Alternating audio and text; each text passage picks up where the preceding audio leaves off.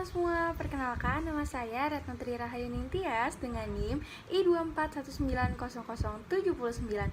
Pada kesempatan kali ini, saya ingin sedikit membahas mengenai materi tanggung jawab sosial. Corporate Social Responsibility merupakan komitmen bisnis untuk berkontribusi dalam pembangunan ekonomi berkelanjutan, bekerja dengan para karyawan perusahaan, keluarga karyawan tersebut, berikut komunitas setempat dan komunitas secara keseluruhan dalam rangka meningkatkan kualitas kehidupan. Perusahaan bertanggung jawab kepada seluruh stakeholder perusahaan. Apa itu tanggung jawab sosial? Tanggung jawab sosial ini dibagi menjadi dua pandangan. Yang pertama yaitu ada pandangan klasik. Pandangan klasik merupakan tanggung jawab sosial manajemen hanya untuk memaksimalkan laba dengan menjalankan bisnis sesuai dengan kepentingan terbesar pemegang saham. Yang kedua yaitu ada pandangan sosial ekonomi. Pandangan sosial ekonomi merupakan tanggung jawab sosial manajemen bukan sekedar menghasilkan laba, namun juga melindungi dan meningkatkan kesejahteraan sosial.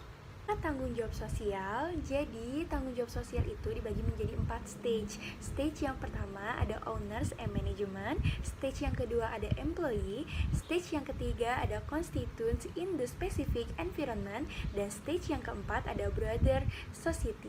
Selanjutnya yaitu ada argumen untuk menentang dan juga mendukung mengenai tanggung jawab sosial.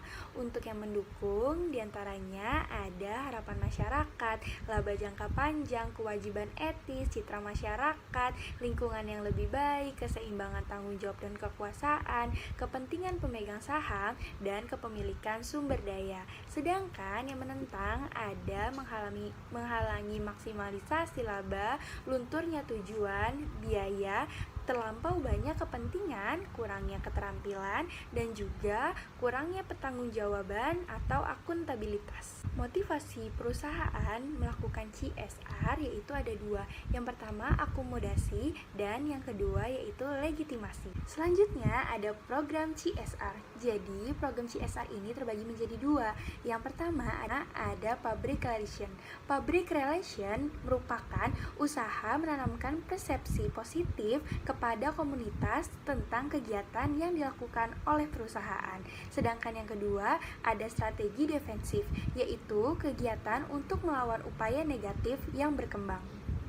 Untuk lingkup CSR terbagi menjadi lingkungan hidup, efisiensi energi, sumber daya manusia, pengembangan masyarakat, produk, dan juga kelangsungan hidup.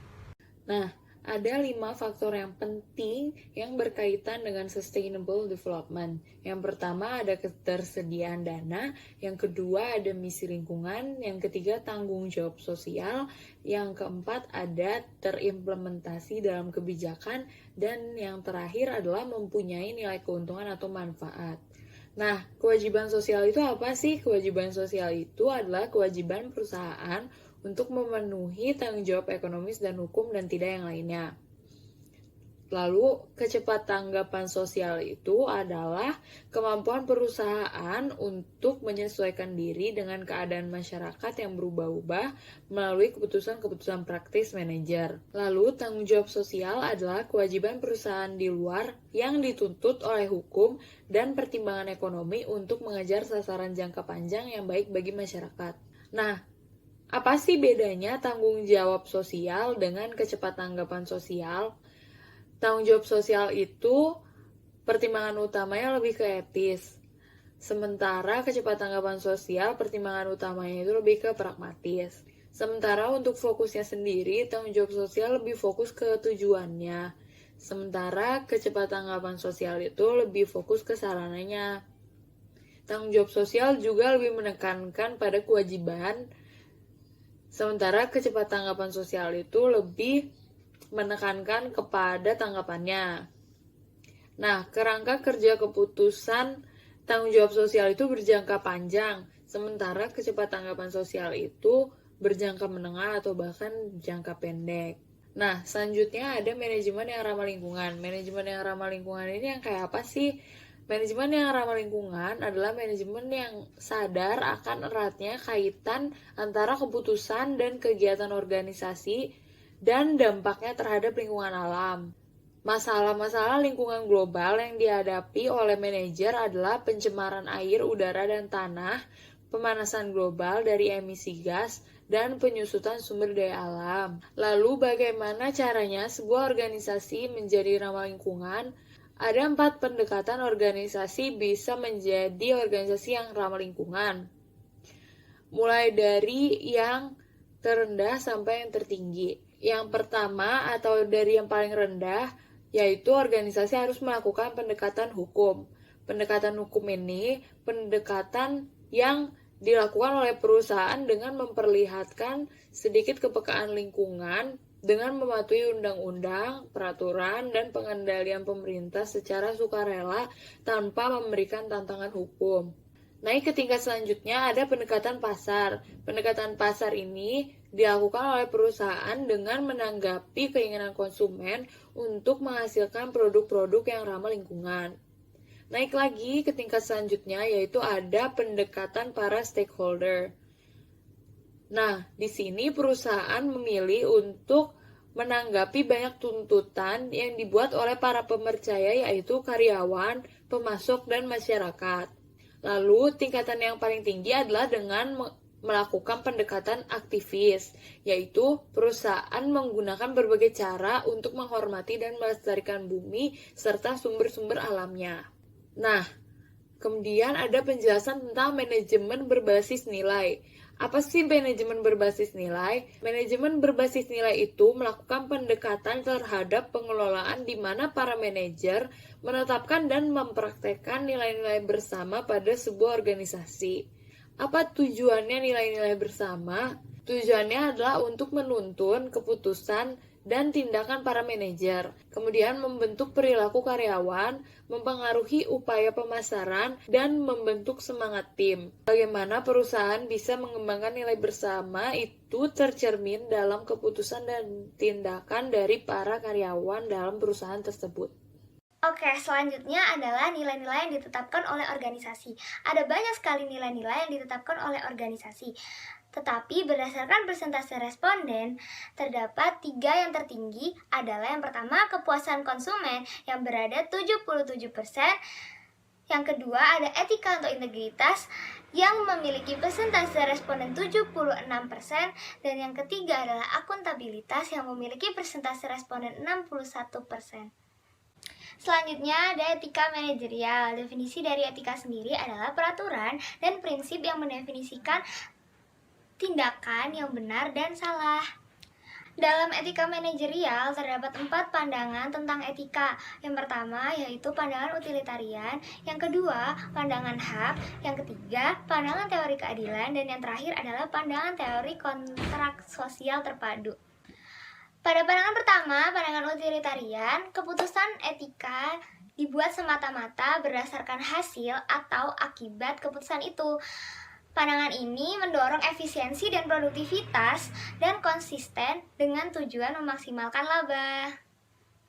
Yang kedua, ada pandangan hak. Dalam pandangan hak berfokus pada penghormatan dan perlindungan hak dan kebebasan pribadi. Pandangan hak ini untuk melindungi hak individu seperti hak kerahasiaan, kebebasan berbicara, hidup, dan keamanan dan proses semestinya. Yang ketiga, ada pandangan teori keadilan.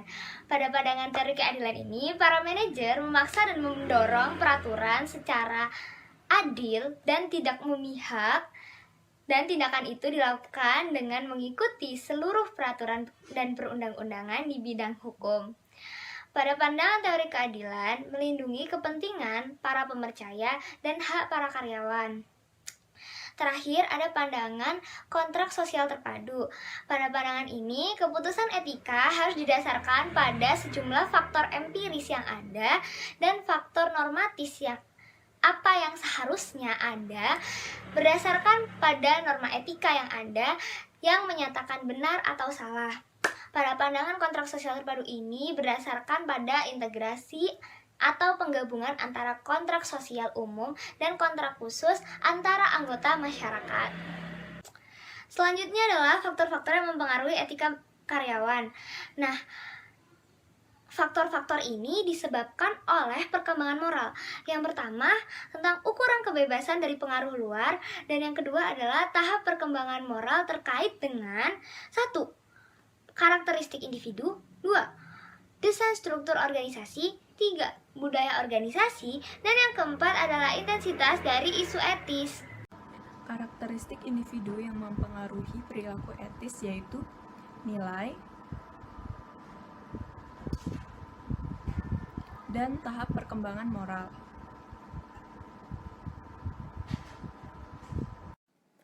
Kode etik adalah pernyataan formal dari nilai utama organisasi dan aturan etika yang diharapkan untuk diikuti oleh karyawan. Seperti, jadilah warga organisasi yang dapat diandalkan, jangan melakukan apapun yang melawan hukum atau tidak pada tempatnya yang akan merugikan organisasi, dan bersikap baik pada konsumen. Bagaimana sih penggunaan kode etik yang efektif? Gini nih caranya. Yang pertama, kembangkan kode etik sebagai panduan dalam menangani dilema etika dalam pengambilan keputusan. Komunikasikan kode etik secara reguler kepada seluruh karyawan. Yang ketiga, seluruh tingkatan manajemen secara kontinu menegaskan pentingnya kode etik dan komitmen organisasi pada kode tersebut. Yang terakhir, menegur dan konsisten menegakkan disiplin bagi mereka yang melanggar. Bagaimana manajer meningkatkan perilaku etis dalam organisasi? Ada 7 cara. Seperti berikut. Yang pertama, sewa individu yang memiliki standar etika tinggi. Kedua, kembangkan kode etik dan aturan-aturan keputusan. Ketiga, teladani dengan contoh. Keempat, gambarkan tujuan pekerjaan dan mekanisme penilaian kerja. Kelima, adakan training etika. Keenam, adakan audit sosial independen. Lalu yang terakhir, dukunglah individu yang menghadapi dilema etik. Kemudian nilai-nilai dari training etika diantaranya dapat membuat perbedaan dalam perilaku etis. Lalu yang kedua, meningkatkan perhatian karyawan pada isu-isu etis dalam keputusan bisnis. Yang selanjutnya, mengklarifikasi dan menguatkan standar perilaku organisasi. Dan yang terakhir adalah karyawan menjadi lebih percaya diri. Mereka akan didukung organisasi saat mengambil sikap yang tidak populer, tetapi secara etika benar. Untuk menunjukkan kepemimpinan yang beretika, manajer harus menjadi contoh yang baik dengan cara berikut. Yang pertama, selalu etis dan jujur dalam setiap waktu. Berkata dengan benar, jangan menyembunyikan atau memanipulasi informasi, mengakui kegagalan dan tidak mencoba menutupinya.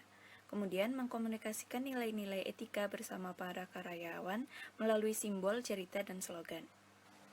Memberikan penghargaan pada karyawan yang berperilaku etis dan memberikan sanksi pada mereka yang tidak, dan melindungi karyawan yang menginformasikan adanya perilaku tidak etis, atau mengemukakan isu-isu etis. Sekian video dari kelompok kami, terima kasih ya sudah menonton, semoga bermanfaat. Dah, Assalamualaikum.